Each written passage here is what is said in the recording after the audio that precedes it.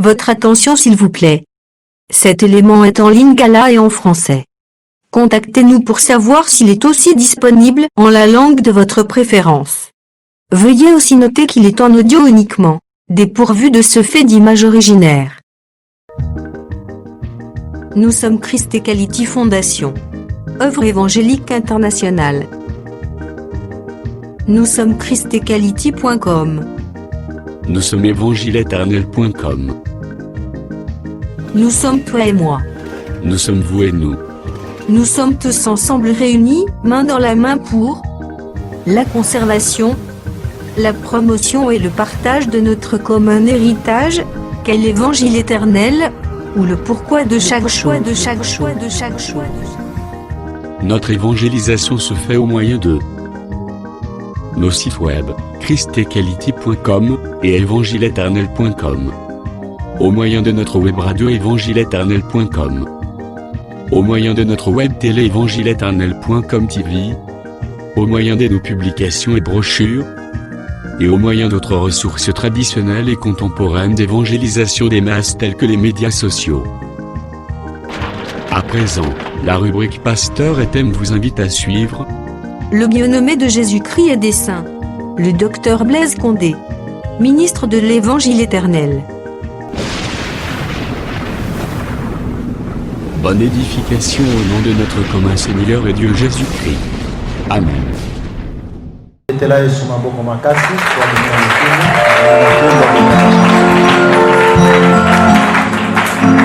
Ok, sans plus tarder, nous allons faire la lecture. Nous sommes dans le livre de Nombre, chapitre 6.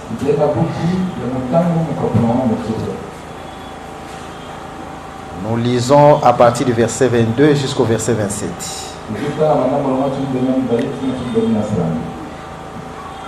L'Éternel parla à Moïse et dit: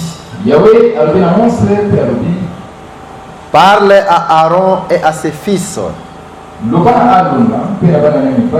et dis: vous bénirez ainsi les enfants d'Israël. Vous leur direz que l'Éternel te bénisse et qu'il te garde. Que l'Éternel fasse luire sa face sur toi et qu'il t'accorde sa grâce. Que l'Éternel tourne sa face vers toi et qu'il te donne la paix. C'est ainsi qu'ils mettront mon nom sur les enfants d'Israël et je les bénirai. Nous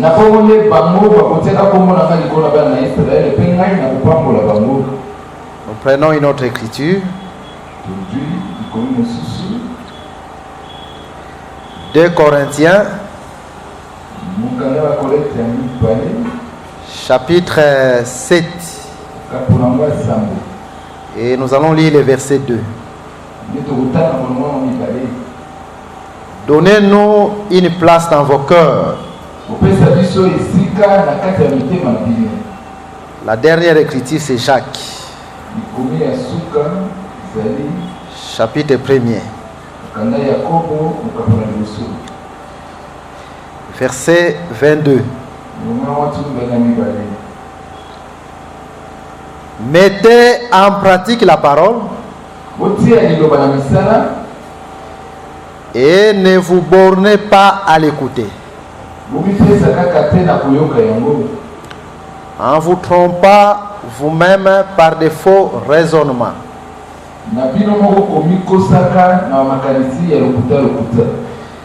Vous allez prier pour moi afin que ça ne soit pas moi pour vous parler, mais que Jésus lui-même parle à son peuple. Et vous allez prier aussi pour vos cœurs. Prions le Seigneur. Père Céleste, nous n'avons que besoin de toi. bosenga na yo kaka nde tozana ngongolo nzambe sasa hii. Yo prendre contrôle kolonzambe ya kilte oyo ya moment oyo. Et que force nous sa ténèbre et zananguyate parmi nous par le nom de Jésus. Prends contrôle, Jésus. Et que ta parole soit puissante, ta parole soit pénétrante. Ta parole soit la réponse de Kolonzambe à ma question à peuple nayo. Et de Banayo Kolonzambe c'est la solution à mon problème à peuple nayo Kolonzambe. Le bassin saïdi, nous se voulons nous distraire. Et ici, on parle le nom puissant de Jésus. Si on monte en Kolonzambe, dans le Kolonzambe, en Italie, ça. Nous sommes pour le Kumra Kombonaï. La Kombonaï est au Amen. Vamos s'asseoir. Nous disons toujours que le Seigneur bénisse votre présence.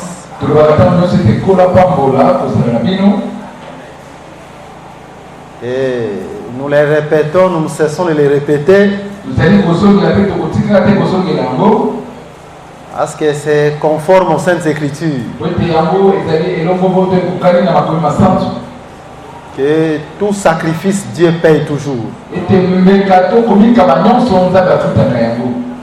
Donc quand tu quittes ta maison, tu disposes ton temps pour le Seigneur. Sache que le Seigneur est vivant pour te venir en aide aussi. Motolobi sacrifice union sotali sakatike tenkolo ayela olisungi. Ok, nous allons encore donner beaucoup de précisions.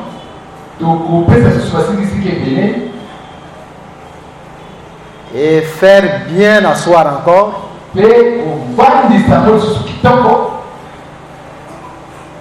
Les différentes questions qui nous ont été posées.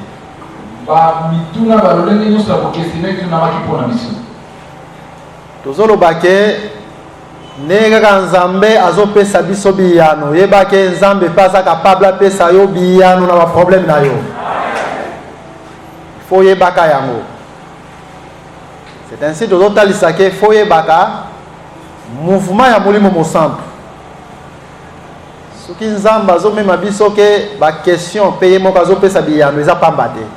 Yebake nzambe pe aza capable akopesa pe biyano nyonso oza nango ba problème nyonso oza nango kati na yo lokola ba question nkolo pasa capable akopesa pe ba réponse. Tikete nkola pambola yo. Mais nous insistons, nous disons ceci.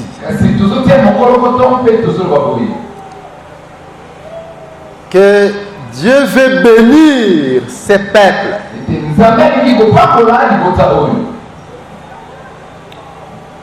Dieu veut te bénir. Mais les seuls moyens par lesquels Dieu visite les peuples, c'est par ses serviteurs. Ainsi, nous avons pris cette écriture. Des Nombres chapitre 6 à partir du verset 23 jusqu'au verset 27.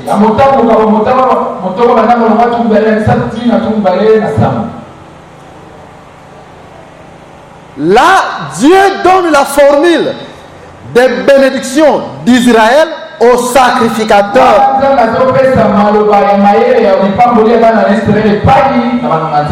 C'est-à-dire, na Israël, ba oebongi ba pambo la libota Israël eza banganga nzambe. To moni yango na kata Bible, yango to talisaki bino. Alors, soki eza lokuta, alors toki de kozwa verset wa to longola yango na Bible. Mais nous nous croyons que Dieu ne ment point. Et dans cette formule de bénédiction, Dieu a donné la mission des sacrificateurs pour son peuple. L'une des missions des sacrificateurs, c'est de prendre le nom de l'Éternel et de les placer en Israël. Bazui kombo na Nzambe batiango na kata libota. Et Nzamba lobi ke simana bango ko swa kombo na ye. Ko tiango na libota o ezali Israël. Yenda ko bénir Israël. Omoni donc Nzamba passé par les sacrificateurs. Bango bazui kombo batie na libota et simana ngo Nzambe apamboli libota.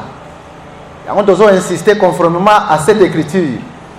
Nzambe po apambola libota muto akosa yo te, Dieu passe par ses serviteurs. Samba legaka na nzela basali na ye. Nde toako expliquer conformément na livre Apocalypse chapitre 19 verset 13. La Bible est ici biso que le nom de l'Éternel c'est la parole de Dieu, son nom c'est la parole de Dieu. Donc, kombo oyo basali bazoya nango pe bazotia na kata libota eza eloko mosusu ezakaalité ya l'enseignement véritable. C'est ça leur mission. Sko libota tango ayambi liteya oyo Nzamba pesi na nzela ya basali na ye sima nango Nzamba lobi na kopambola bino. Donc, les pamboli à solo et outaka par les serviteurs, mais dans zela lité à bazo mema. Tike te kora pambola bino.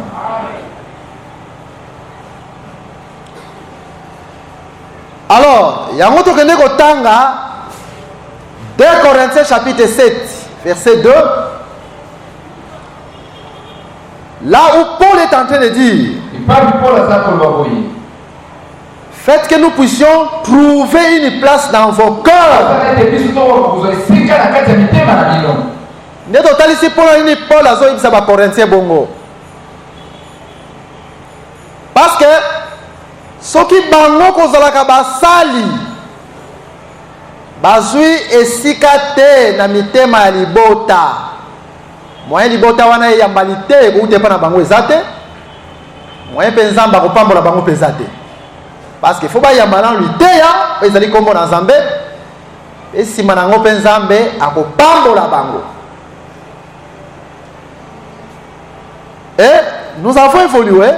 Nous avons dit ceci que Satan utilise plusieurs moyens pour que les peuples ne soient pas bénis. Parce que Satan a tellement risé. Akoya collection te que Satan a utiliser ba moyen ebele pour être bino bolongola batei na bino na kata mitema. Kolongola batei na mitema tango moteya ko telema po ateya lokola na motema na yo déjà si alongwe. Yo ko yambalite ya wana te moyen pe Nzamba pambola yo ezate omune Satan osala bariz na ye yangwana to bengani molimo wana au nom de Jésus-Christ. Parce que le sambo na biso ke yo pambola ma au nom de Jésus.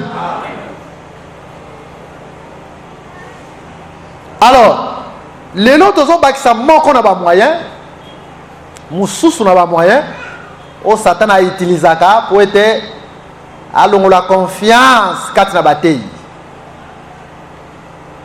Et puis pour pambola maté. Et puis toko insister lisusu pour na tine taliba songe conformément aux saintes écritures parce que lobi ndenge to santa ki to remarquer que eza eloko vraiment au photo pe sa précision makasi kati na libota tikete nkora pambola bino. Mais botala sikoyo likomi to kotanga dans chaque chapitre premier verset 22, si l'écriture nous dit mettez en pratique la parole et ne vous bornez pas à l'écouter en vous trompant vous-même par de faux raisonnements.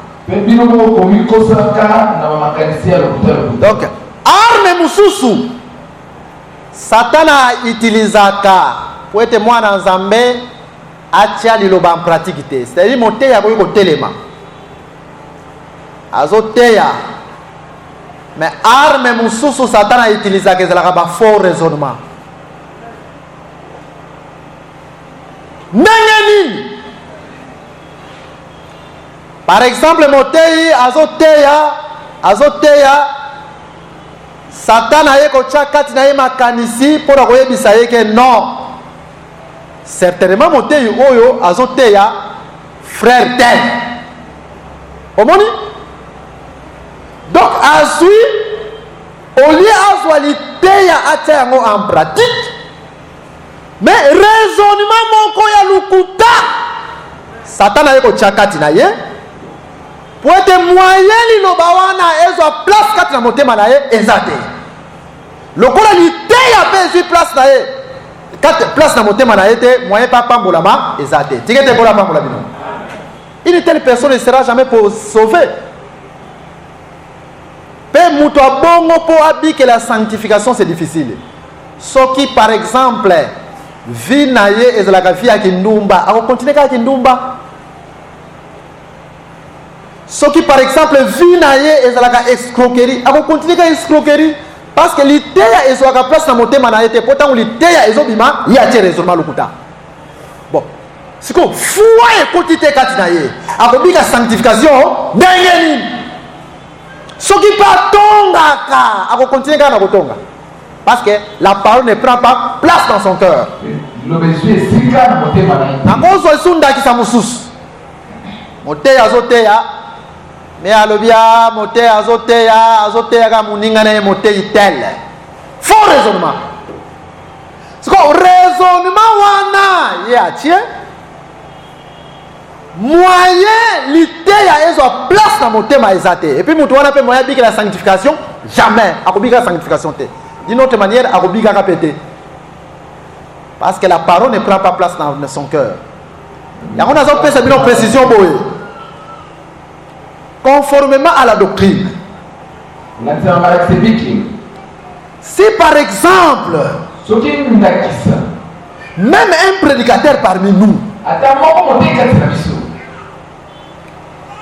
asali scandale na kati église par rapport par exemple na liteya mabe et que liteya wana pe tamboli na kati ya peuple conformément à la doctrine eloko nyonso ekoti kati na peuple baya kolongola yango mpe kaka liboso ya peuple. Est-ce que vous comprenez madame?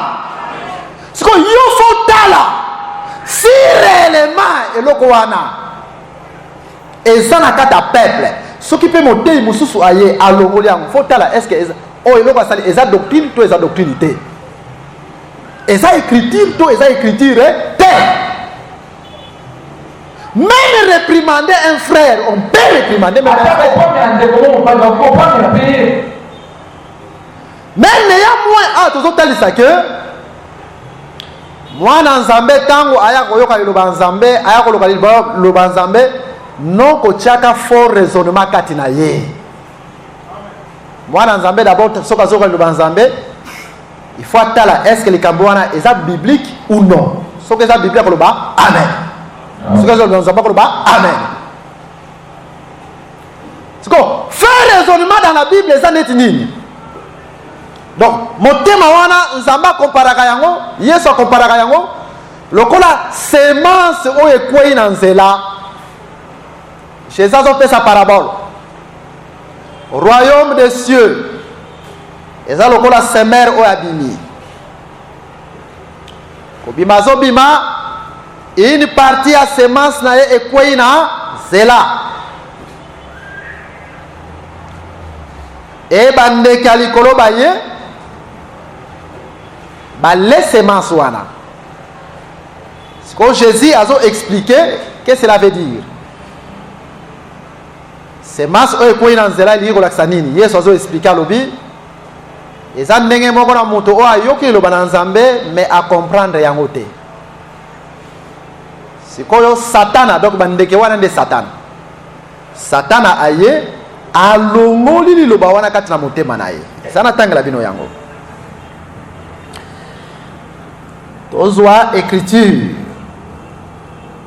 Matthieu chapitre 13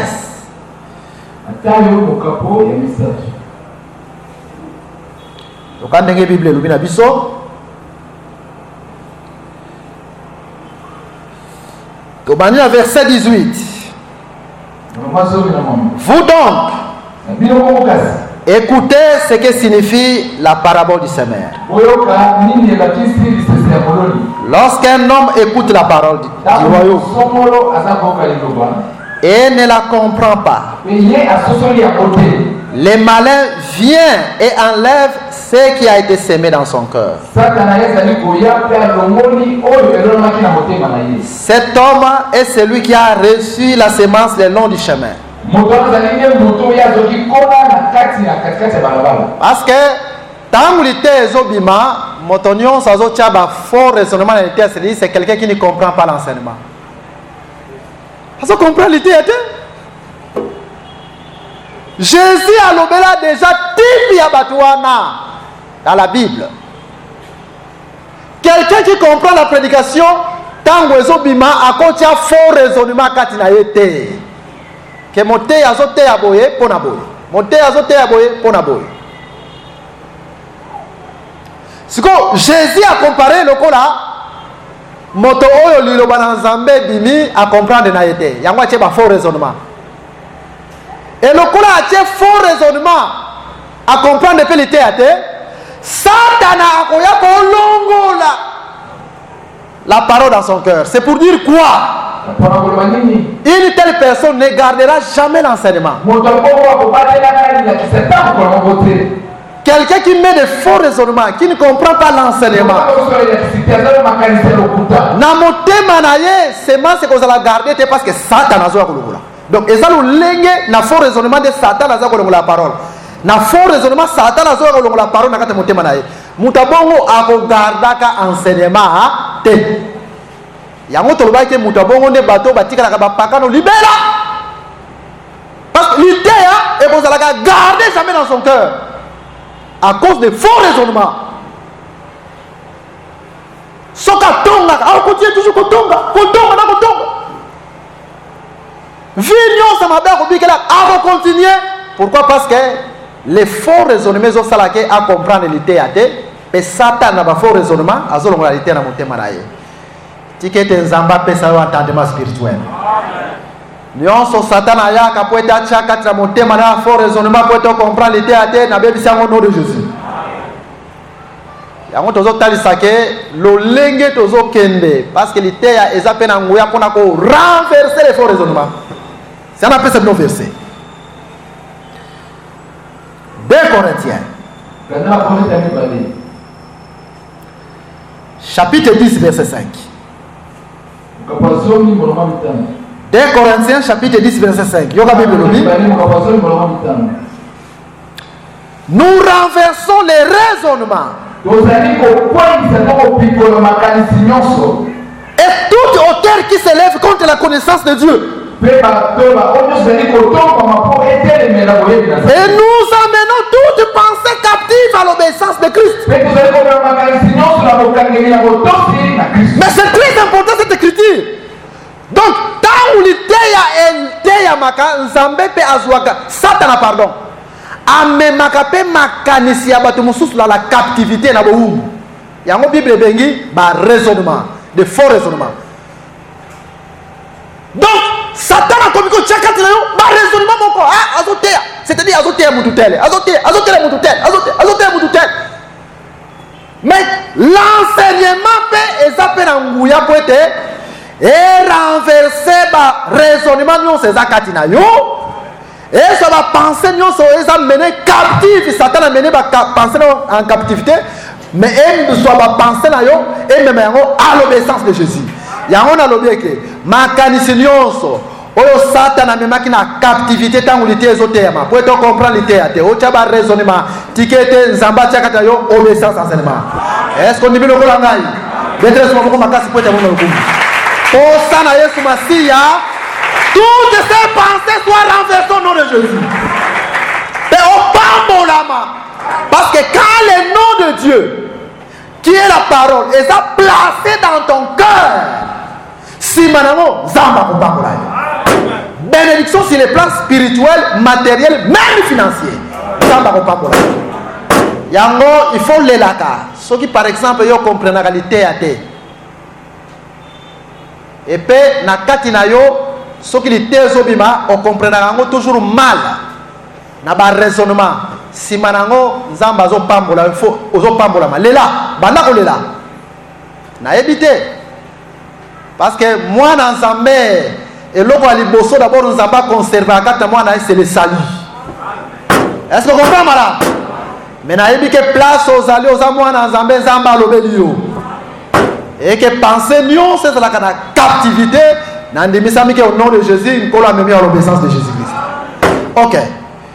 Alors, tokende qui n'a pas de la biso, de total ça qui nous sous-boyé. On a dit que les ndoto parce que tu as expliqué vraiment les choses ndoto mingi lelo. Tu as expliqué ndoto mingi avant de répondre à ma question sous. On va poser qui biso. Total ça qui d'abord boye. Total qui n'a bino écriture à liboso dans Jean chapitre 1. Tu le bail que tant Jean-Baptiste a kotisa Yesu na musala. Tant Jean-Baptiste a kotisa Yesu musala. Nzambe, il faut atalisa elembo. Po aye bake monter a kota na musala lokola Masia yeyo. Pour na nini? Parce que akende kokotisa ndokite, akende kokotisa magicien te. Pour ceux qui nous ont attelé ça qui était à tâtonner. Comme on a même avec Samuel, on a connu un des rois. David. Samuel Azoluka. Zamba teli ça qui est le beau, on a le roi le plus petit là, David. Donc, pendant qu'on compte ça, Dieu ne tâtonne pas. On a dit que c'est mon salanaï. On a dit que lobby et que Ndenge Tomonika Jean-Baptiste. Dieu lui a donné des signes. On a montré que Jésus-Christ comme étant le Messie. Il en est de même. Tangu batata ou bien baene. Bazo kotisa biso bana na musala. Non, il faut pas que l'élément quand il a dit que bon Zambé, Zali, que bateau pe babongi ba contre le ministère. Donc les ministères on ne t'attend pas. Donc c'est ça qui dit les mots à la nuance. Encore bac c'est la bien même verset musu sous les lots. Donc il y a Actes des Apôtres. Chapitre 13.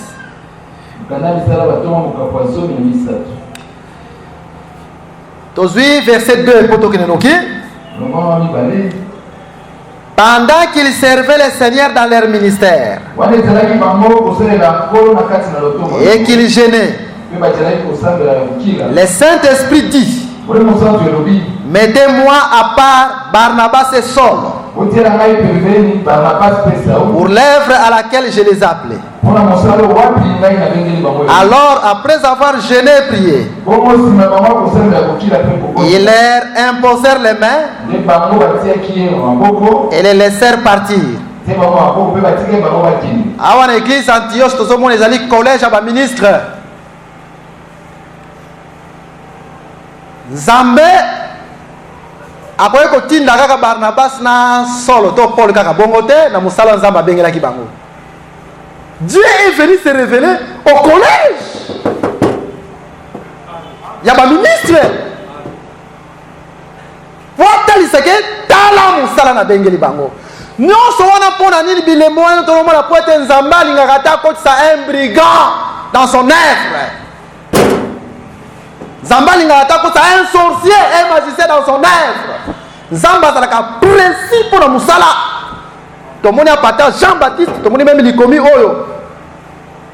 Tu peux citer même en passant les sous 1 Samuel chapitre 16 tango Samuel po etake ne ko wende roi David donc nzamba azaka précis po etazwa n'importe quel roi te mazwa roi oyo moka poni nzambe pas azaka précis po etatombola n'importe quel ministre te mais ministre oyo aponi ye moko tikete ngona pamba. Et partant de cela nous avons dit en réalité par rapport à la Bible et que nakata collège ya solo nazolo baba collège protestant nazolo baba faux serviteur parce que les faux serviteurs aussi existent. Je pense que tu connais la Bible quoi annonce. Mais dans les collèges des apôtres nakata lite ya solo bakoki ko associer motei ndoki te parce que Jean-Baptiste nzamba talisaki bilemo nyonso pona Yesu bonga kotsa na musala motei ndoka kokota te. Mais ce qui par exemple est que motei ndoki akotaki motei moko ndoki to magicien to sorcier akotaki il faut ndenge na posaki lobi question et pas batata. Donc docteur Kalo apôtre Kassi pe pasteur Bruno na ebite question wana soki ba répondre biso quand faut ba répondre biso bana pe ba répondre biso devant le peuple. Ceux qui va causer la pasteur Bruno, to éviter ceux qui va répondre avant, bango moko ba bongis. Les to ebisa ki bango, est-ce que bino na ba main d'association nyonso bo sali, ba na nyonso bo kotina mosala, bo associer ndoki. Alors ba répondre bisoti. Alors maintenant ceux qui ndoki akota ki c'est-à-dire bango moko pe baza bandoki. Pourquoi? Parce que il y a un verset biblique tel biso telle mère telle fille. Na kopesa bino verset. Parce que ministre azalaka maman. Yo tata ozali maman. Oboti mwana na yo pe mwasi. Ministre mususu. Bon, soki ya azandoki donc bino pe bandoki. Donc lelo yo soki par exemple sangwezo tambola Docteur Blaise occultiste, pour que ne vous pas associer Docteur Blaise. C'est-à-dire, bango pe ba occultiste. Est-ce que vous comprenez, madame? Non. Dans l'église, on ne peut pas faire de n'importe quoi. Ceux qui, par exemple, Sangwezo Tambola, Docteur Jean-Pierre occultiste, Docteur Jean-Pierre Ndoki, bon que ne vous pas associer Docteur Jean-Pierre. Donc, bango pe bandoki. Est-ce que vous comprenez, madame? Parce que pour associer un ministre, il faut avoir des précisions. Dès que vous n'êtes pas Jean-Baptiste. Si quelqu'un est encore là, pour Bible. Et très souvent, je vais vous dire ma papa va répondre à la question. Dans la Bible écriture, dans le livre Ézéchiel. Dans le livre Ézéchiel. Ézéchiel chapitre 16, verset 44. C'est 44. Voici tous ceux qui disent des proverbes.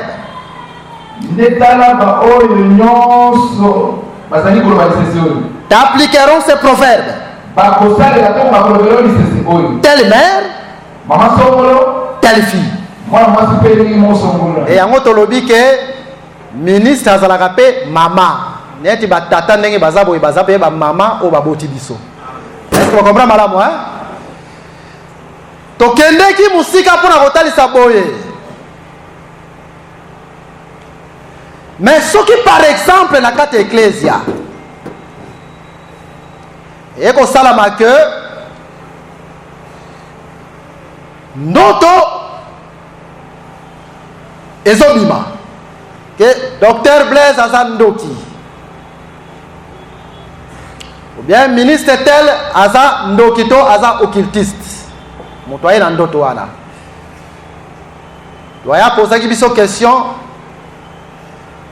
attitude na biso ebongeza la nini ndenge nini envers ndoto wana.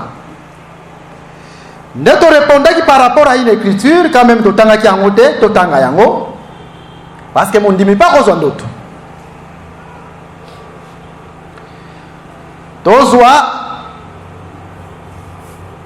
1 Corinthiens chapitre 14. Totanga yango rapidement. 1 Corinthiens chapitre 14. Tobanda verset 29. Pour ce qui est des prophètes, basakolo bazotalisa biso a basakoli ya baprédicateur te, c'est-à-dire frère to sœur akoki kozala mpe na don ya prophétie. Yoka ndenge écriture elobi que 2 ou 3 parlent, que les autres jugent, et si un autre qui est assis a une révélation, que les premiers se taisent, car vous pouvez tous prophétiser successivement, afin que tous soient instruits et que tous soient exhortés. Donc, ce qui par exemple moutazui noto ya bongo, frère to sœur, il faut noto na yo ezala juger, confirmer ou rejeter et pas ya basakolimu susu. Conformément à cette écriture, on est Bible et Talisibiso. Alors, s'il s'avérait que par rapport à jugement et que nous on a fait ça confirmé et pas basakoli mususu, voilà alors dans ce collège là il y a un problème. Il y a un tolobi que il faut tout tourner banani batu basocia qui est banani o batia qui est maboko ko bako tsaya ministère. Donc bango pe bandoki. Tigete ko la pa pour la bino. Mais Nalina c'est d'abord une chose. Parce que Tolini vraiment tout déplacé sur la prophétie. Mais avant tout le bélango, mutuna moko bande ko belé ba posa inga lobi. Ba lobi docteur. Mais tout ce monde a Judas Iscariote. Ou azala qui fait fils à perdition. Mais pe azala qui kat la bataille. Est-ce que les lois montent une dogagose à la tête? Ok, nous allons répondre à la question conformément à quelques écritures. Donc, nous avons Ephésiens chapitre 4. Ephésiens chapitre 4. Ephésiens 4, le but de Bisoboé.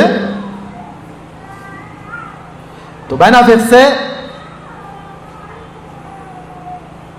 9. Or, qu'est-ce que signifie il est monté? Donc Jésus n'est monté à Mataki. Sinon qu'il est aussi descendu dans les régions inférieures de la terre. C'est lui qui est descendu. Donc c'est le Saint-Esprit. C'est le même qui est monté. Yeswa Mataki, Yega Mutakitaki Nazera Moulimo Centre. Afin de remplir toutes choses. Et tant qu'il était dans mon centre, verset 11. Et il a donné les uns comme apôtres. Donc apostolat est la don ya mon centre. Mais babengi yango don ministériel. Les autres comme prophètes et la ministère prophétique et la don comme bimba. Les autres comme évangélistes et la don bimba. Les autres comme pasteurs et la don et docteur et la don bimba. Parce que l'écriture le dit tangwa kiti dans le centre il a donné. Donc ce sont des dons ministériels. siko tango molimo mosantu azokita po apesa don. Est-ce que Judas Iscariote azalaki te? Normalement confirmation ya ministère na Pentecôte. Yango Jésus ayebisaki bango boye. Bozela ti molimo mosantu akoya. Tango molimo mosantu aye siko bokende. Tango bazalaki wana ezalaki dispola. Na dispola ezapé ta auto vérifiaka. Avant agneau et mata. Donc est-ce que agneau est réellement agneau fait mata réellement dans l'hôtel? Peut-être que agneau oyo le coromoko ezate. Est-ce que vous comprenez madame? Donc na terre dispola ne ta vérification. Il y a tous les frères qui sont disciples. Cela ne veut pas dire que un jour tous ces frères là seront associés. Non! Parce que ce temps-là, c'est le temps de vérification. Est-ce que vous comprenez, madame? C'est comme Judas, c'est la qui t'a vérification. Mais t'as la confirmation, tango et coquille, à la quitté. Pourquoi? Parce que les fils de la perdition, quand ils rencontrent la sacerdoce, est-ce que l'église à Jérusalem parmi les 12, à la quitté?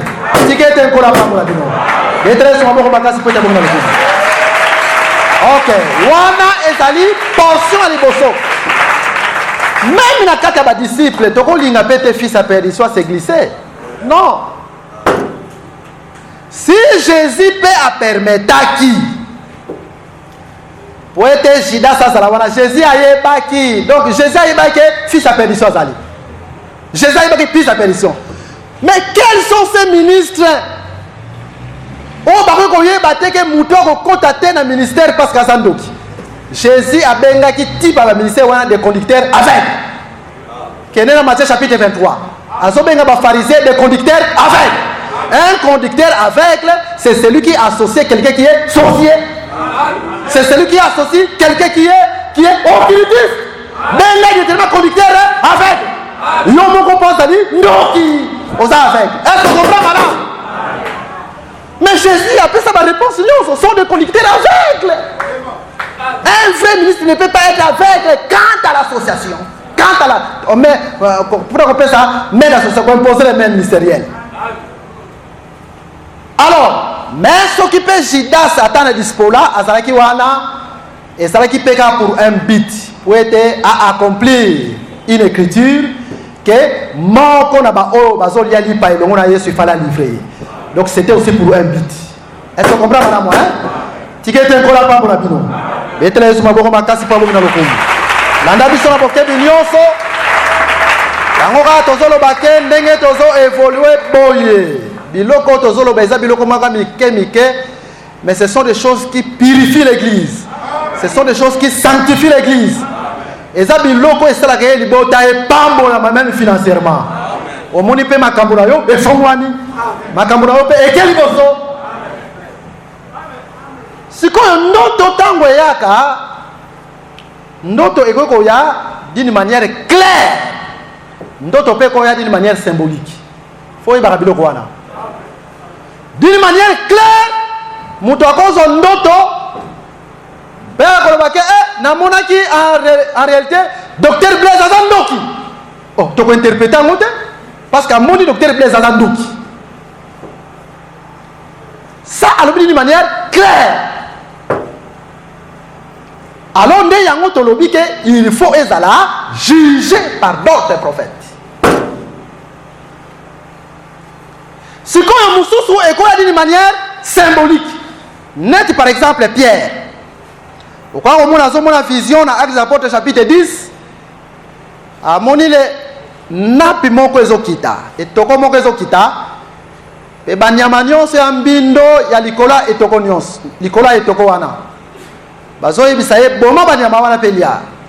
Ye lokola muyuda lobi nga muyuda na lia kabilo ka mbindo te. Mais nzamba zo insiste boma lia. Omoni eza symbolique. Pierre ayebaki ndimona nango dikute directement te. Mais tant oiseau raisonner, batu bauti pas Corneille. Parce que Corneille azalaki un homme de nation, un romain. Donc nyama na mbindo. Mais baye ko lukaye parce que Corneille a monaki vision, il fallait pas benga Pierre a que côté ya bango simalité ya bazo molimo santo. Parce que molimo santo yaka simalité ya solo. avant liteya te. Donc yango te tolobaki dernièrement mutu nyonso aza na confession lokuta akoza na molimo mosantu te. Ata a prophétisé et kokisami, ce n'est pas le Saint-Esprit. Pour liteya ezate. Ata asali miracle ndenge nini kokisami neti des magiciens de Pharaon, ce n'est pas le Saint-Esprit. Parce que le Saint-Esprit vient après l'enseignement véritable. Tikete pour la parole bino. Yango faut bokanga makanalité ya oyo. Parce que vie éternelle est makanalité ya oyo. OK, nde yango tolobi simanango Pierre tangu batwana bazoya directement nzamba zo pesa explication. Ah, banyamba mbindo ndeza ba nation Corneille. Ah, donc fona kende nzambe sikoyo azo considérer les sous-nation lokola empire te mira séparation et quoi sali pe bonge comme pas na bango. Donc tolobika ke wana ezalaki d'une manière symbolique, d'autres pe quoi d'une manière symbolique. Ndeyango tolobaki d'une manière symbolique parfois au moni ah na moni motei aza mutakala ko interpréter directement te. Et ça symbole mutakala lingo la ça nini nzamba yebiso teke motei aza ndoki. Mais au moni ga motei aza mutakala. Yango tolobaki ke soko moni ndoto d'une manière symbolique. Yaka kokutana moko na basana nzambe to na basana nzambe. Ndenge to moni pe roi dans la Bible na Daniel chapitre 4 azu ndoto ayebite azu vision ayebite ndimbola mais Daniel alimboli. C'est-à-dire yoko yiko zwa mais mutu muso alimboli mutu nani même au sein dans nzambe ndenge to zuma Daniel pe il était un serviteur de Dieu. Tikete ko la pambola bino. Potango mususu mutakala wana moni ekoza la pe azangi elamba. Mazana ndokite. O sans nzambe zake opesa ye elamba. Mutakala po moni wana peta museko za la pe faiblesse moko komi ko kangaye mais azana pe ndokite. Est-ce que vous comprenez madame? Tikete nzamba pambola yo. Ndeto eko talisa lisusu. Ndoto nyonso oyo ezalaka na fondement amour te. Ou bien prophétie nyonso oyo ezalaka na fondement charité te. Cette prophétie est démoniaque. Totangaki nabino na 1 Corinthiens chapitre 14 verset 1er. Verset 1 jusqu'au verset 2. Tomonaki nzambe azoloba d'abord rechercher la charité. Et si manango yebisi bango ke boluka badon et surtout dans la prophétie. Donc et loko liboso d'abord charité. Donc mutasu ndoto. Directement ko kene ko tambwisa namona ki docteur Blaise Mutakala. Docteur Blaise Ndoki. Namona akomi ko tambwisa. Nde yango tolobaki ke c'est un songe, c'est une prophétie démoniaque. Parce que biti nango ezani et ya kolongola place ya basana nzambe na mitema na bino. Et si ma kolongola place ya basana nzambe, tant musana nzambe ko teya lilobezo place te kata mitema pe bopambo na mate. Mais procédure ezani ozi ndoto kende ko yebisa musana nzambe.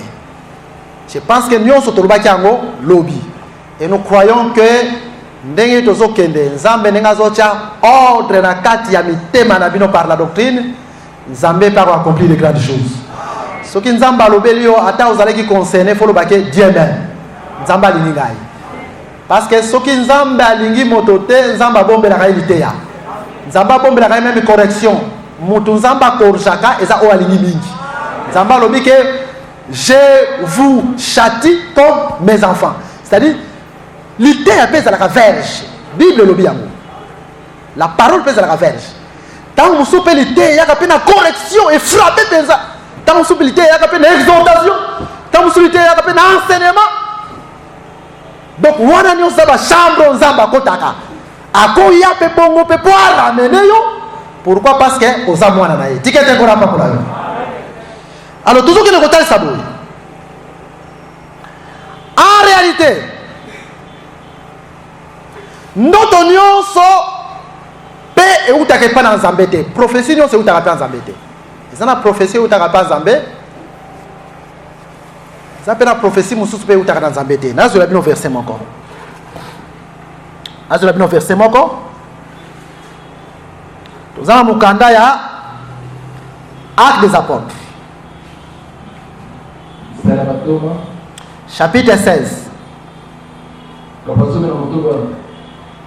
Tobandi à partir du verset 16. Comme nous allions au lieu de prière, une servante qui avait un esprit de python et qui en devinant procurait un grand profit à ses maîtres, vint au devant de nous et s'est mis à nous suivre. Paul et nous, elle criait: ces hommes sont les serviteurs du Dieu très haut. Et ils vous annoncent la voie du salut. Démon à zone d'humanité à Paul. Démon. Démon à zone d'humanité à Paul. Il y a une Bible qui dit que même les démons croient qu'il y a un seul Dieu et ils tremblent. Donc, quand on a la chambre de Waranios. Donc, Paul a été, il est pandémie. Mais Ezalaki mon lit, mon démon, une fausse prophétie, divination. Si vous voyez, Paul, avant de commencer à Paul, vous pouvez remarquer que mon théo a la prophétie, mais prophétie, Ezalaki commerce. Yango Sokomuni, par exemple, une soi-disant église. Prophétie est au caca. Prophétie, avant qu'on passe prophétie, passe à bon. Prophétie, passe à bon. Yango, nous avons dans la Bible. C'est un esprit de python. Un don de prophétie, on ne peut pas donner de l'argent pour un don de prophétie. Qu'est-ce que tu vas sakola? N'est-ce pas monaka? Naba assemblée de rêves na mangomba ebele. Pour gagner, pour kosa ba ebele, ba sala ba entreprise, il y a prophétie. Non. Dans la Bible écriture elobi, boya na biloko rabino, bo pesa na ba oyo bazote ya bino sango malamu. C'est ça le verset. C'est-à-dire ceux qui ont droit de vos biens. Ce sont les ministres. Pas un frère qui sillonne de maison en maison pour vous prophétiser. Mais avant de prophétiser, va ça est bon. Avant de prophétiser, va c'est bon. Est-ce que vous comprenez là? C'est-à-dire, basali et l'eau comment on la commerce. Ne te t'as pas commis. Donc avant de ça l'issakol, bon pesa bon. Avant de ça l'issakol, bon pesa bon.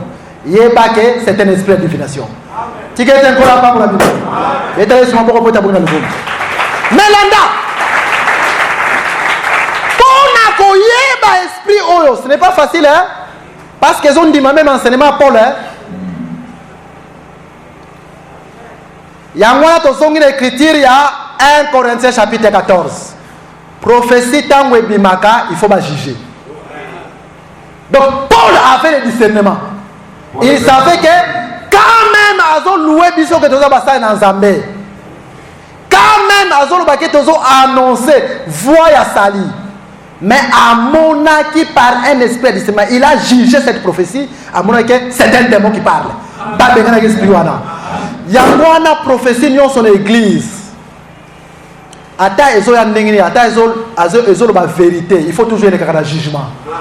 Yango Paul azolo bake prophétie faut tango ezobima, il faut que les autres jugent. Ata eza solo. Parce que mususu pe cause la solo mais c'est un sorcier qui prophétise. Mususu pe cause la solo mais c'est une sorcière qui prophétise. Parce que oyo awazo prophétiser ndoki. Donc prophétie pe ko utaya satana. Yoka ndenge nzamba azolo be papa juif. Yoka. Donc il na mokanda ya Mutozo lingate ba juger prophétie na ye. Il faut toka moi. Il faut toka moi. Mais Mutu oyo na kalabande ko prophétiser mingi, mais depuis ba komi ko juger ba prophétiser la société. Il y a quelque chose qui ne va pas. Est-ce que vous comprenez, madame? Mais Nzambe, c'est un esprit supérieur. Dieu, c'est un esprit supérieur. Ok. Donc, il y a un livre Lévitique.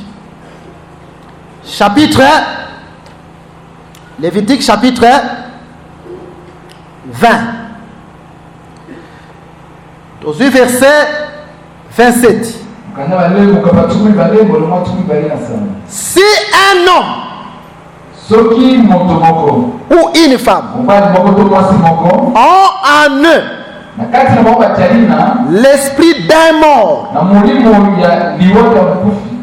molimo ya mutu akufa, awa c'est différent. L'esprit des morts, mais l'esprit d'un mort, c'est différent. Donc mutu akufa, mais esprit na yepe zongi. Ok. Ou un esprit de divination, ils seront punis de mort. On les lapidera, le sang retombera sur eux. Moni kuna tangu to tangi na acte balobi esprit de divination. Ah penza papa solo ba esprit de divination. Bomoni bato ba kufa na Christ était Satan ko sakana d'esprit na bango. Parce que la Bible nous dit errer ceux qui meurent dans le Seigneur. Donc, bateau basalaka errer les âmes qui sont errées seulement ont écouté dans le Seigneur. Est-ce que vous comprenez, madame? Mais c'est ça l'écriture. C'est quoi? Bateau bakoufawana sans Jésus. Dieu peut se servir aussi de leurs esprits. Pardon, Satan. À cause de se servir pe na ba esprit na bango. Yango to monaka mingi et pas ba kimbangiste. Okona ba kimbangiste bazo invoquer esprit ya kimbango. Cet esprit aussi peut venir selon cette écriture. Yango pe to monaka na ba soi-disant les églises des noirs. Bakolo bela mutu pe makambu na pe za na vie na ye. Mais en réalité, c'est un esprit à divination. Esprit à bondoki. Esprit à divination, c'est un esprit à sorcellerie. Ils ont dit qu'on la paix. Nous sommes qui m'ont dit, on est côté katina biso. Il faut que cet esprit soit dévoilé. Il y a mon samba, tchèque. Si mon quoi ont prophétisé, bah, moussous, bah, juger. Tu as un collant par la vie. Donc, awa tozo tali sara ke prophétie nyon se uta pas dans Nzambe te. Net o yé un esprit de déguisement, endemi pénalité ya. Il faut discernement. Mais mususu pe prophétie mususu ko ya et prophétiser et loko pe ko kisami mais ebo akina ngopé te ya. Donc prophétie wala donc toko zela kutu te ke esprit à discernement. On a trouvé ça discernement. Pour discernement, il y a solo tout le monde qui est à boire qui est. Mais il y a un lobby et qui est sami. Ils ont attendu de faire ça. Donc, on a un discernement, ils sont dans les secrets. Net mutwana zo prophétiser. Andimi ke basa dans Nzambe. Ils sont solo. Andimi ke maté après baso terre. Ils sont solo. Maintenant, ils sont dans secret. Il faut un esprit de discernement pour vous dévoiler. Un jugement. Mais yoka siko awa na Deutéronome chapitre 13. Na Deutéronome Écriture le Bible. Écriture le Bible Deutéronome chapitre 13 totanga noki. À partir de verset premier. S'il s'élève au milieu de toi un prophète ou un songeur qui t'annonce un signe ou un prodige et qu'il y ait accomplissement du signe ou du prodige dont il t'a parlé en disant allons après d'autres dieux, des dieux que tu ne connais pas, et servons-les. Tu n'écouteras pas les paroles de ces prophètes ou de ces songeurs. Ada eko kisami okobwaki sa prophétie na ye nyonso. Ndenge nini asakoli mula ekobeta na 20h juste tozosela accomplissement 20h juste mbula ebeti mais sima nango ayebisi yo Yesu aza na nzambe te abwaki loba na nzambe tokozela kutu discernement te. C'est un faux prophète. Est-ce que vous comprenez madame? À partir de l'enseignement, c'est un faux prophète. Il y a un mot lobby boy. Sa collision sur l'assemblée des réveils. Na ba branamisme. Pour bango kuna pe bazaka ba sakoli. Ba sakoli ba ministère te. Ba sakoli don ba benga maison de don. Ba benga so ba vase. Ba mo sakoli ministère pour na bango branam kaka. Fausse doctrine. Ata ba sakoli likambu ya solo. Mais si Manango lobi que Branham c'est le messager de ce temps-ci de la fin. C'est un faux prophète. Ata sakoli lite ya solo. Mais na kata église a sakoli pardon, li sakoli ya solo. Mama omuri nengo saboye. Okende ke pa munganga tel. Munganga wana yebisaki okoza na cancer. Ya solo yebisenga na cancer. Munganga wana yebisaki boye. Ya solo papa za bongo. Wana kuna assemblée de réveil tel que na ba seka partout pour bango pe bazakarango. Mais si manango amemi on a liter lukuta pe na église na biso fokaka une tête leader likolo. Loba directement que musako lukuta. Parce que la Bible est salité. Betre so bon makasi. Donc baye ba rappeler sur musakoli par rapport à la confession, la doctrine. Question?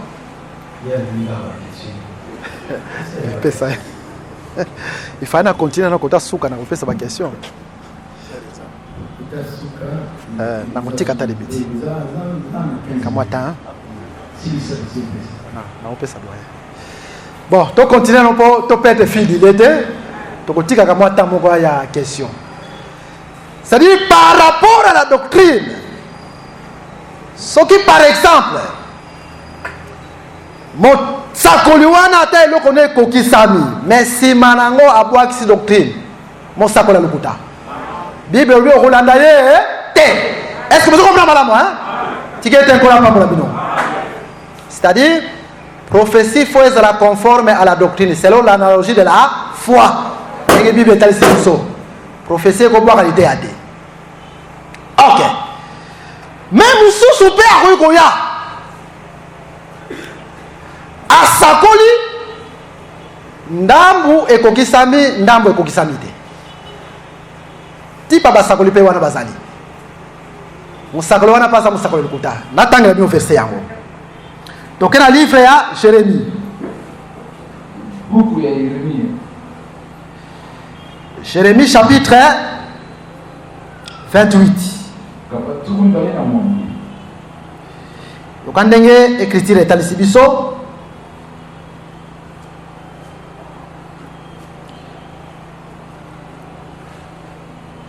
Jérémie 28. Donc, à partir du verset 9. Mais si un prophète prophétise la paix, c'est par l'accomplissement de ce qu'il prophétise qu'il sera reconnu comme véritablement envoyé par l'Éternel.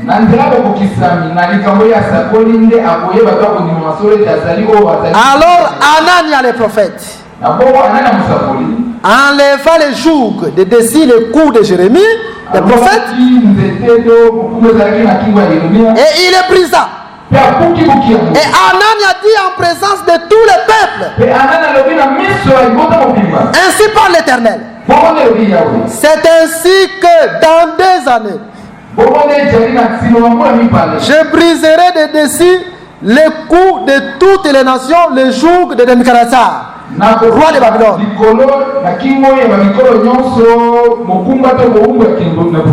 Yaka verset 16. C'est pourquoi ainsi par l'Éternel. Non, verset 15. Et Jérémie le prophète dit à Anania. Écoute Anania. L'Éternel n'est point envoyé. Et tu inspires à ce peuple une fausse confiance.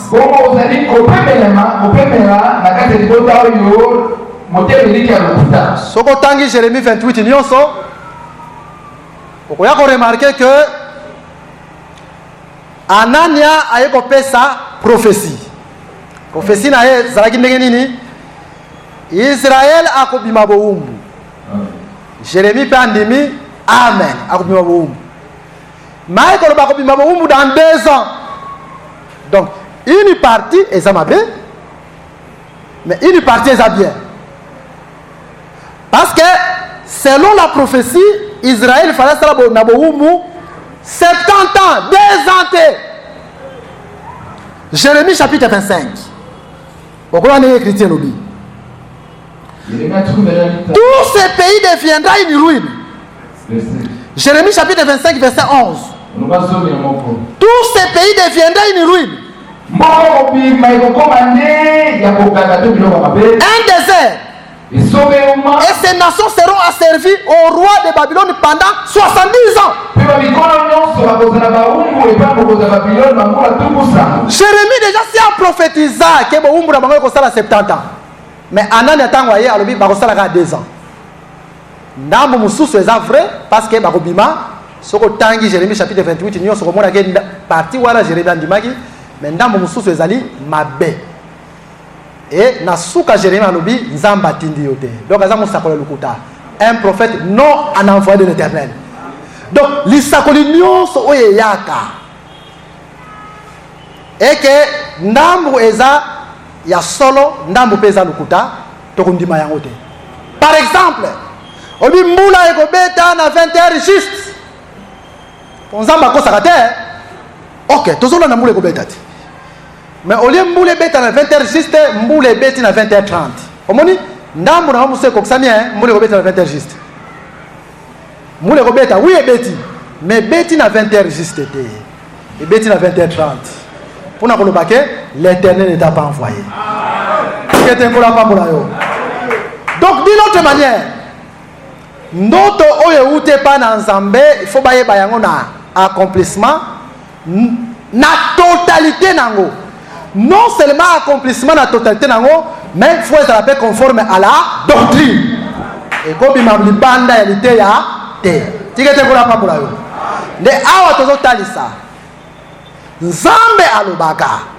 Soto ndemi, amen nzambe alobaka. Mais faut yebake Satan a pas alobaka. To tamboli pour na kotalisa ndenge nyonso ko yebake Satan a alobaka.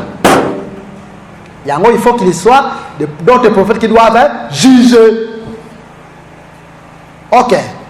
L'objet total c'est que bandoto musupe yaka na ba occupation ba pensée. C'est-à-dire mutu pa ko akozala wana azokanisa mabe pe ande konaye e boti pe bandoto. Kola pambola bino to zona mutuna.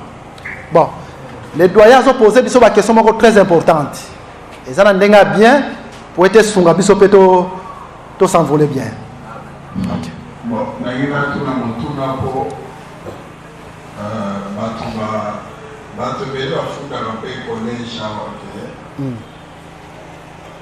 balinga soki mituna te balongola mituna depuis tobandi awa namoni ata frère moko azotuna motuna te ntango nazotoba mfumu azokulimere etali ye alobi ntango bakoya koloba to bape boza batango kuta parce que le moment yango oyo ezosake mituna eza tout à fait mais nga naza na souci.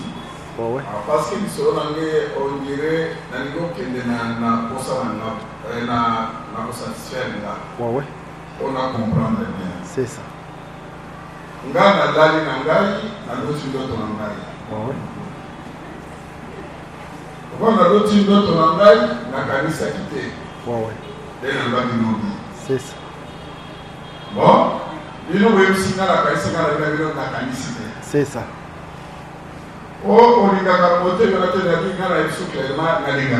C'est ça. Ce qu'on vient de saluer, l'amour croate. C'est ça. Ce qu'on a accueilli dans notre tour, la PC moté. Amen. Moté, il y a un atome guinéana. Oui. À le bité. On a bien moté. C'est ça. Ton gana ça, qui est au c'est ça. ngai sikoyo Oh, okoriente ngane nini amen. ngai mutu nazwi ndoto na ngai C'est ça. leso solobaka bien C'est ça. namemi ndoto epai ya mutu Bon, oui.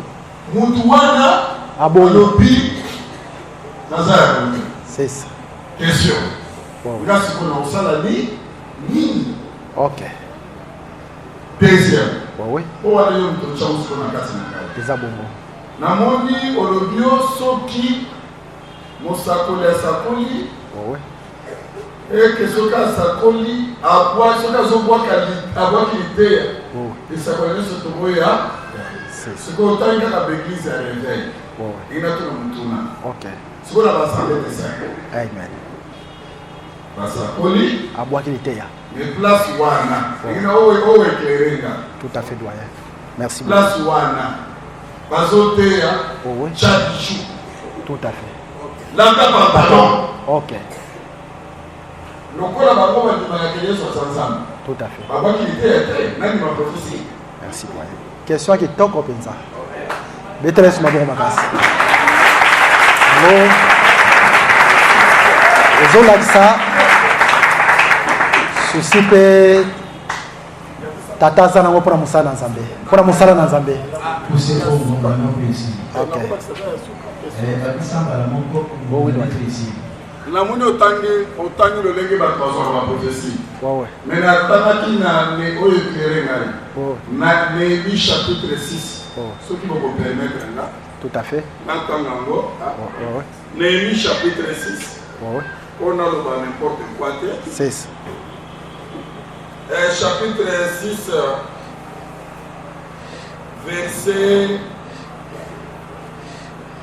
verset 11 na 12 Ouais, ouais. Ennemi, mokaba motoba, moloma soki na moko pe soki na mibale. j'ai répondu Ngai na yalomi, un homme comme moi prendre la fuite moto lokola ngai kokima mbami. et quel homme tel que moi pourrait entrer dans le temple et vivre Pe moto lolenge ngai obapi na mokota na kati na tempelo pe natikala na moko. je n'entrerai point. Bongo na mokota te. Et j'ai reconnu que ce n'était pas Dieu qui l'a envoyé. Bongo nayaki koyeba ete nzambe te nde atindaki ye. Mais il prophétisa ainsi sur moi parce que Sambala et Tobija lui avaient donné de l'argent. Asakolaki bongo mpo na ngai po ete Sambala na Tobija bapesaki ye misolo. Amen. N'est-ce pas comprendre? Merci, doyen. Prophète te bako corrompre sikoyo na ba forme nini prophète akozala Corrompu. po apesa ngai bisa. Merci, doyen. Nakozala nango pressé te parce que eza biloko moko ya kitoko. Faut te répondre penza encore avec beaucoup de précision des Écritures pour éclairer le peuple. Pongo na ngai ici déjà. Même la mukeka na ngana lobaka église des saints baye bango na kombote mais baye église des saints na doctrine. Donc ata ba combien église des saints m'arrêter c'est un groupe de prière. Pantalon, bijoux, le collézac non conforme à la doctrine, bango bazola ta bazo prophétiser peso kokisama groupe de prière.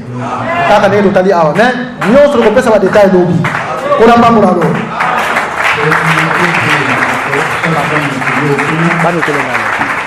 Ba noter bien.